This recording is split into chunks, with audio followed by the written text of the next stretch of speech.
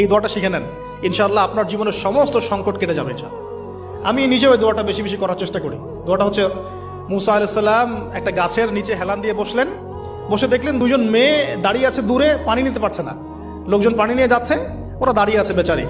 মুসা আলাইহিস সালাম গিয়ে বললেন, কি সমস্যা আপনাদের? তারা বললেন যে আমাদের বাবা অনেক বৃদ্ধ মানুষ, আমরা পানি নিতে পারি না যতক্ষণ না আমাদের কম পানি নিয়ে চলে যায়। তো মুসা আলাইহিস সালাম একটু বললাম না, ফিজিক্যালি খুব স্ট্রং ছিলেন, থাকে না বডি বিল্ডার, সামনে গিয়ে কথা বলে সরো পানি দিতে দাও, তখন মানুষ একটু মূল্যায়ন করে না। তো মুসা আলাইহিস সালাম এভাবে পানি নিয়ে দিলেন এবং বাছুরদেরকে পানি পান করালেন, করিয়ে গাছের নিচে এসে বসে আছেন।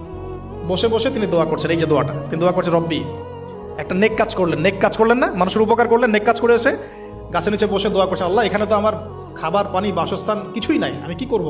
রব্বি ইন্নি লিমা আনজালতা ইলাইয়া মিন খায়রিন ফাকির, রব্বি ইন্নি লিমা আনজালতা ইলাইয়া মিন খায়রিন ফাকির।